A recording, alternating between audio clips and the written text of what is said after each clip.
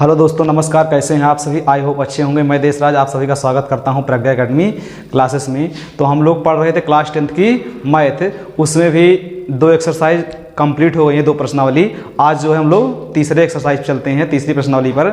इसमें जो है हमको तीसरी प्रश्नावली में पढ़ना क्या है, आइए देखते हैं। 2 चर वाले रैखिक समीकरण युग्म पढ़ना है। पिछले चैप्टर में हम लोगों ने बहुपद पढ़ लिया है जो है, तो आज हम ये भी समझेंगे कि समीकरण और बहुपद में क्या अंतर होता है। तो देखिए, हमने कुछ लिख रखा है, जैसे ये कुछ बहुपद लिखे हुए हैं और इधर क्या लिखे हुए हैं, समीकरण। तो अगर बात किया जाए समीकरण और बहुपद में अंतर क्या होता है, तो आपको बहुपद में जो है इक्वल का चिन्ह नहीं नजर आएगा जो है, ठीक। वहीं आप देखिए इसमें जैसे 3x + 4 = में कुछ नहीं रहेगा।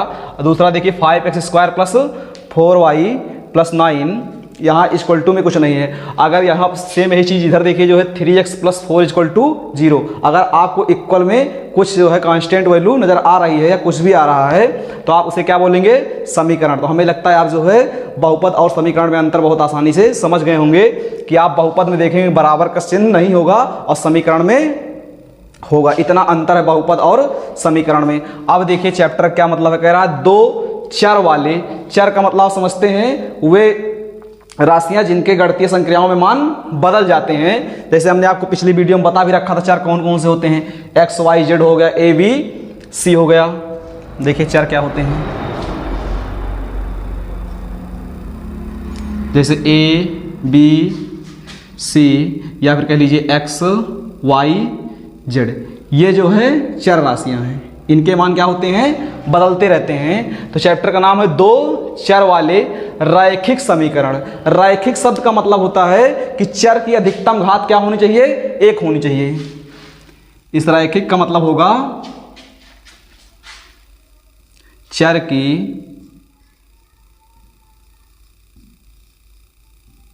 अधिकतम घात 1।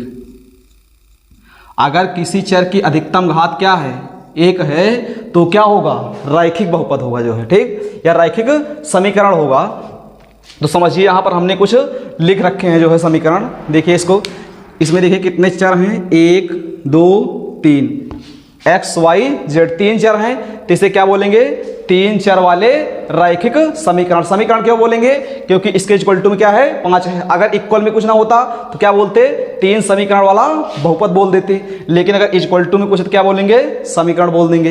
रैखिक क्यों बोल रहे हैं, क्योंकि इसकी पावर सब में क्या लगी हुई है, 1 है। जो हमने क्या बताया, चर की अधिकतम घात अगर 1 है तो उसे क्या बोलेंगे आप, रैखिक बोलेंगे। देखिए यहां जितने भी चर आए हैं सब में घात क्या है, 1 है, तो ये क्या होगा, रैखिक होगा। अब कितने चर हैं जो है, 1, 2, 3, x, y, z 3 चर हैं, तो इसलिए क्या होगा, 3 चर वाला रैखिक समीकरण हो जाएगा। दूसरा देखिए जो है ये रैखिक नहीं है, क्यों, क्योंकि यहां पर जो है x की पावर क्या आ गई है, 2 आई है। हमने बताया चर की अधिकतम घात क्या आनी चाहिए, 1 आनी चाहिए, तो रैखिक होगा जो है। लेकिन ये रैखिक नहीं है। कितने चर हैं इसमें देखिए जो है, एक तो ये है x और एक है y, तो 2 चर वाला रैखिक नहीं है बिल्कुल। क्यों, क्योंकि इसकी घात 1 नहीं है, ये क्या है, द्विघात है। देखिए इसकी पावर एकदम क्या है, 2 घात है, तो द्विघात समीकरण हो जाएगा। इसको जो है इस चैप्टर में ना पढ़ के अगले चैप्टर में पढ़ रहे होंगे। 2 चर वाले रैखिक समीकरण जो है चैप्टर नंबर 4 में पढ़ेंगे। अब इसी प्रकार इसको देखिए जो है 1, 2 चर है जो है, और चर की अधिकतम घात भी क्या है, 1 है, तो क्या बोलेंगे, रैखिक बोलेंगे। तो ये क्या है, 2 चर वाले रैखिक समीकरण है। इसी को हमको इस चैप्टर में पढ़ना है, ठीक। तो ये इतनी चीजें आप इसमें जो आपको अनिवार्य लगे उसे आप स्क्रीनशॉट ले लीजिए, फिर आगे कुछ फार्मूले बताते हैं। ये देखते हैं इस चैप्टर के कुछ महत्वपूर्ण फार्मूले जो है, जो कि इस चैप्टर में अप्लाई किए जाएंगे।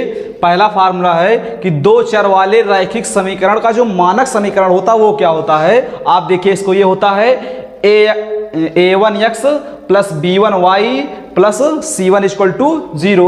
दूसरा होता है a2x + b2y + c2 = 0। इसका यूज हम लोग कहाँ कर रहे होंगे, क्वेश्चन में जब a1, b1 और c1 का मान निकालने की जरूरत पड़ेगी तो वहां पर इसका इस्तेमाल किया जाएगा। जब क्वेश्चन आएंगे तब हम आपको बताएंगे कैसे आप इसको निकालेंगे, ठीक। उसके बाद चलिए ऐसा बता ही देते हैं आपको कि इसका इस्तेमाल आप कहाँ करेंगे। जैसे कहीं पर लिखा हुआ है 2x + 3y + 7 = 0, फिर है कहीं 4x plus 5y plus 6 equal to 0। तो आप इस मानक समीकरण से तुलना करेंगे, ठीक, और देखेंगे कि इसमें a1 b1 c1 है क्या। देखिए यहाँ x के बगल में जो लिखा क्या है, a1 है, तो यहाँ भी जो x के बगल में संख्या होगी वो क्या होगी, a1 हो जाएगी। तो यहाँ a1 का मान कितना हो जाएगा, 2 हो जाएगा। देखिए यहाँ y के बगल में b1 है, तो यहाँ भी y के बगल में 3 है, तो क्या हो जाएगा, b1 का मान हो जाएगा 3। इधर देखिए जो बिल्कुल बाहर लिखा होगा वो क्या होगा, c1, तो ये क्या हो जाएगा, c1 का मान यहाँ पर 7 हो जाएगा। ठीक, अब इसी तरीके से दूसरे समीकरण में देखिए जो है a2 जो इधर x के बगल में होगा क्या हो जाएगा, a2, तो यहाँ a2 का मान कितना निकल के आ जाएगा, 4। फिर y के जो बगल में होगा वो b2 होगा, तो यहाँ y के बगल में क्या है, 5, तो इसका मतलब b2 का मान क्या हो जाएगा, 5। देखिए इसी तरीके से जो बिल्कुल साइड में बचेगा वो क्या हो जाएगा, c2, तो यहाँ c2 का मान हो जाएगा 6। तो यहाँ से जो ये मानक समीकरण है, इससे आप जो है जो समीकरण दिए जाएंगे चैप्टर में आपके, उससे आप क्या करेंगे, a1 b1 c1 a2 b2 c2 निकाल पाएंगे बस। ठीक, इसका इस्तेमाल कहाँ किया जाएगा, आगे जब क्वेश्चन को सॉल्व करेंगे तो बताएंगे। अब देखिए कुछ और इंपॉर्टेंट फार्मूले हैं, अगर आप इनको रखते हो और कंडीशन ये बन जाती है कि a1 upon a2 not equal to b1 upon b2, तो उस कंडीशन में होगा क्या, जो दो रेखाएं होंगी उनके अपरिमित हल जो है अद्वितीय होंगे। क्या होंगे, हल अद्वितीय होंगे और क्या होंगे, संगत होंगे। रेखाएं एक दूसरे को प्रतिच्छेद करेंगे, जो है हो सकता है कैसे करेंगे थोड़ा कम समझ में आ रहा हो, जब एक्सरसाइज के क्वेश्चन करवाएंगे तब आप वहां अच्छे से समझेंगे। प्रतिच्छेद का मतलब होता है कि एक लाइन दूसरे लाइन को इंटरसेक्ट करेगी, मतलब क्रॉस करेगी। ये रेखाएं क्या कर रही हैं, एक दूसरे को प्रतिच्छेद कर रही हैं। ये यहां पर देखिए इंटरसेक्ट कर रही हैं। ठीक, तो अगर ये रेखाएं प्रतिच्छेद कब करेंगी, जब a1 upon a2 not equal to b1 upon b2 होगा, तब वो क्वेश्चन में कहेगा, आपको एक समीकरण दे दिया जाएगा, इस टाइप से पूछेगा कि रेखाएं प्रतिच्छेद कर रही हैं कि नहीं कर रही हैं, तो आप एक फार्मूला कर बता पाएंगे जो है। सेम इसी तरीके से दूसरी कंडीशन बन सकती है कि a1 upon a2 equal to b1 upon b2 not equal to c1 upon c2, तो वहां पर जो है क्या होगा, उसके अनेक हल होंगे, जो है सॉरी कोई हल नहीं होगा। ये देखिए उसके अगर ऐसी कंडीशन बन रही है तो उसे कोई हल संभव नहीं है, और वहां पर क्या होगा, असंगत आएगा आपका आंसर, और रेखाएं क्या होंगी, समांतर होंगी। समांतर आपको कुछ इस प्रकार देखने को मिलेंगी।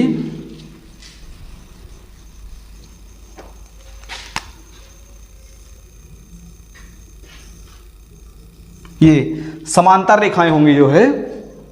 ठीक, फिर तीसरा क्या है, a1 upon a2 equal to b1 upon b2 equal to c1, मतलब तीनों जो है a1 b1 c1 a2 b2 c2 के अगर बराबर ही आ रहे हैं तो वहां पर आपका क्या होगा, संगत होगा, और रेखाएं क्या होंगी, संपाती होंगी। संपाती का मतलब है एक के ऊपर एक होगी, बिल्कुल इस प्रकार कुछ देखिए, जैसे पहली रेखा है तो सेम इसी के ऊपर क्या होगी, दूसरी वाली भी रेखा होगी।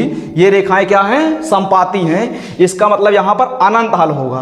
क्या होगा, अनंत हल होगा, या फिर इसी को अनेक हल बोल सकते हैं, या फिर अपरिमित हल बोल सकते हैं। इस फार्मूलों को आप जो है नोट कर लीजिए, इसको जब हम चैप्टर के क्वेश्चन लगवाएंगे तो भर भर के इस्तेमाल किए जाएंगे। आप इसका स्क्रीनशॉट लीजिए जो है।